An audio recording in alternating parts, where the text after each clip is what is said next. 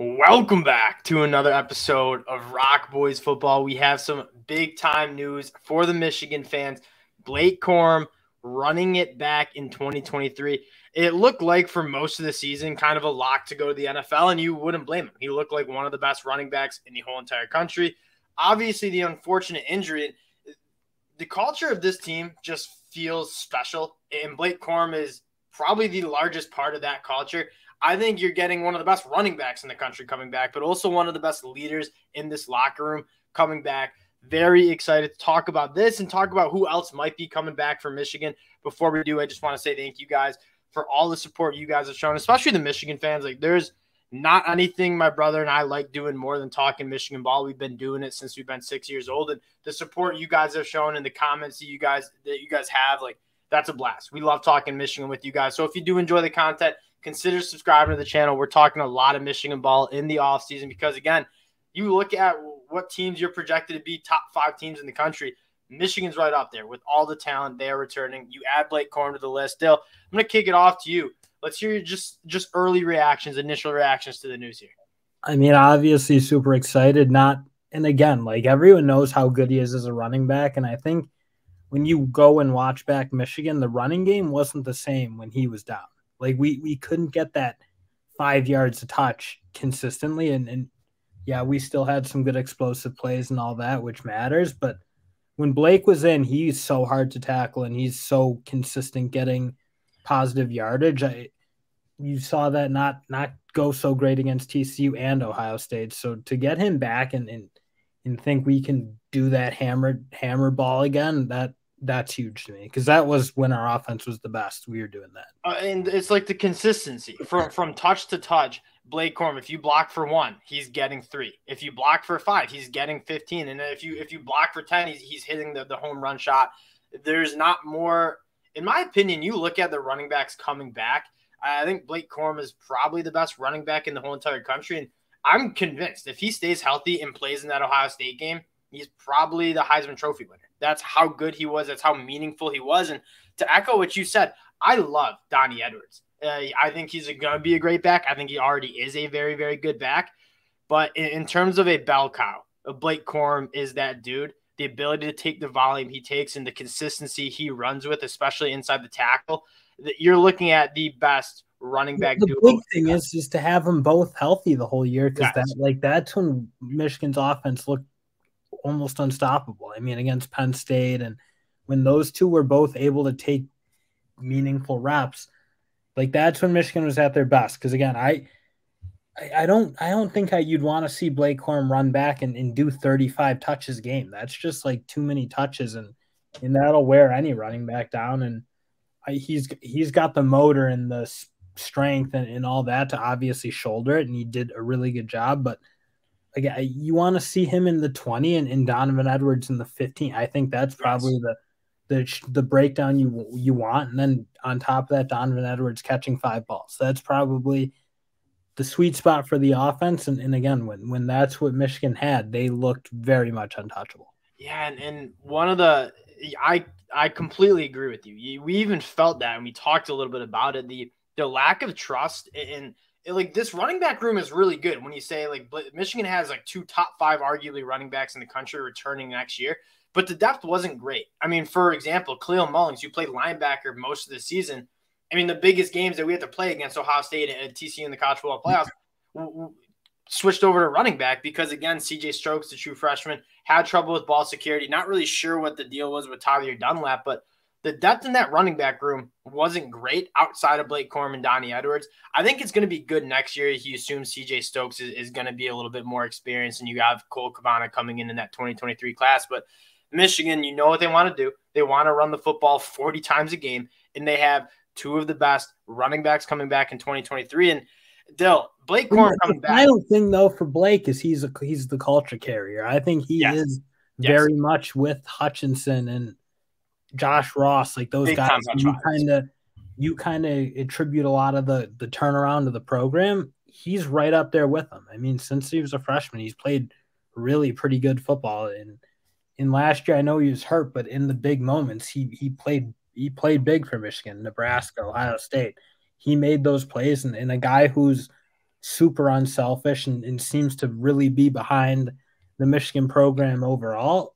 Like he is that guy. He's one of the Hassan Haskins. Throw him as a second. I'll remember. As a second and third year kid, he was like the dude. Where if you looked for a leader on that team last year, it was Blake Corum.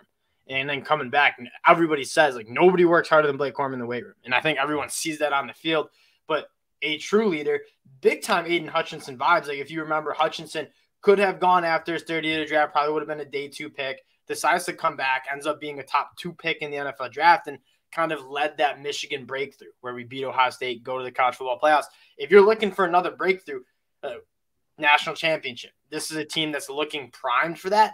And I mean, one thing I want to ask you, Blake Corum says he's coming back for 2023. You're looking at other guys who are kind of on the fence, Chris Jenkins, Trevor Keegan, Zach Zinter. I feel like this is big-time news when you got guys like Zach Zinter, Trevor Keegan, probably going to be day 2, maybe early day 3 picks.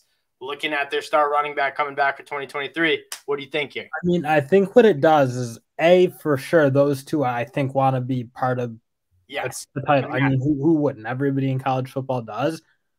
I also am thinking this will galvanize the fan base, and I'm sure everyone knows about the Valiant U of M get it going collective, and they're putting together a fund to keep these guys here. And I mean, I gotta think that goes away, and like, okay, if they get the money right, why wouldn't Trevor Keegan, Zinner, Cornelius Johnson, some of these other kind of bubble draft pick seniors want to come back and give it another whack? Because I'm sure they all feel like we're right on the doorstep. And again, if you're going to go be a day 3 pick and you can get the NIL right in college, it changes the trade-off 100%. So I think excites those players, and everyone knows he's a huge part, but I also think like this was a big win for the fan base and in the excitement coming into 2023. We're losing track of years. The years are going by fast these days, and it's crazy because I remember Blake Corum like putting out his commitment video, running his dog, and it was just like I remember being fired up for this kid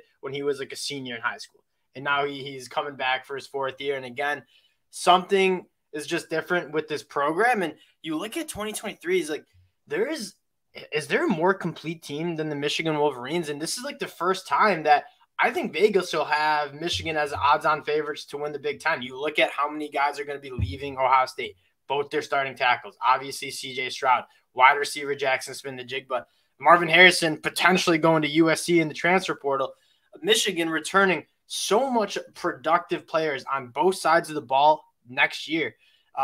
It's looking like it's going to be the first time in a very long time that Michigan is going to be favorites to win that Big Ten championship. Michigan hasn't played particularly young, but this year Michigan was young for the most part. And their offensive line had some age, but everywhere else, I mean, defensive line, big contributors as young guys. And then you're adding, obviously, a transfer and the kid from Coastal Carolina. And Stewart Dog. And you're replacing a fair amount of the experience on the offensive line in the portal, and you're bringing in a tight end to replace Eric Allen Schoonmaker and run with Loveland, a guy who's certainly at the same level those two were. So to me, it's like it is a difference. You're getting back pretty much a whole secondary, and you're right. Like we haven't really seen this a ton with Michigan. You've been very reliant on developing your guys in the seniors, but this is one of the first years that Michigan's coming off a good team and also returning a fair amount of it. And it's like you look at like the top 5, I wouldn't even say players, but leaders from that Michigan team in 2022.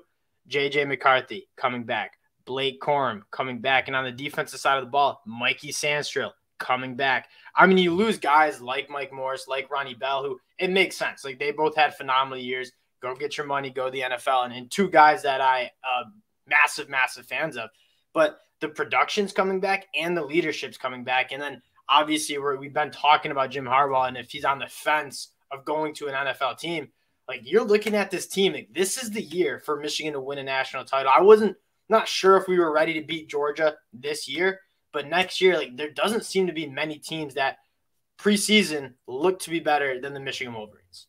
No, and I think you're going to see that reflected in the, I mean, where Michigan comes in preseason, I don't see how they don't come in top 5. I think a top 2. Like look how good they've gotten in the portal and what they're bringing back. This was the second best team in the country this year. I know we didn't beat TCU, but I fully believe that you play that game 10 times, we're winning 8 of them. I don't know if I'd put us in front of Georgia, but Georgia's going to get decimated on the offensive side of the ball. Michigan just bringing back so much from a team that I truly think was the number 2 team in the country. It is a very exciting time to be a Michigan Wolverine fan. 100%. And again, I'm still on the camp that Harbaugh either – I think people are making up a lot of things, and I also think there's probably an element of Michigan's got to step up and pay him because, like, his contract isn't commensurate with what they're producing right now. And if Michigan doesn't step up and pay him $10 million a year, so that's – I mean, we'll have to be a little upset at the administration, and I think they will. I suspect the person feeding these interview requests are primarily Jim Harbaugh's agent or some other agent, because that's who talks to reporters at the end of the day for the most part. It's not guys working on teams, because that's how you get fired. I mean, and Jim Harbaugh's not like people close to Jim Harbaugh are saying he's interested in the NFL. Oh, who's Jim Harbaugh close to? He's close to the game of football. That's about it. Like he's not talking to someone on the bar stool like, hey, like I'm considering going to Denver. Oh, it's his agent. His agent wants the big contract, and Jim Harbaugh deserves the big contract. So Michigan, pay him, and let's go win a title in 23. And I don't think it's a coincidence that like last year he's getting offers from all these NFL teams, and then the next year we're way looser with the transfer portal, getting a ton more guys. Like it 100%. seems like he was loosening up and saying, "Hey, if you want to win national championship and you're serious about it, I need some concessions. I need to put together a fund so I can keep players from the draft." Like all those things Michigan wasn't doing. Now they're being very aggressive, and new day and age is how you got to do. And Jim Harbaugh knew that, and he wants to win as much as anyone. So let's go do it. Let's go make it happen. And one thing I want to close out on is we're talking about what this wide receiver room will look like. This is like, if there was one, I wouldn't know if I would say gripe, but like one position group that I like concerned about heading into 2023 is that wide receiver room. We could lose we're obviously lose Luke Schoonmaker, who is very good, losing Ronnie Bell, and then Cornelius Johnson, Roman Wilson on the fence.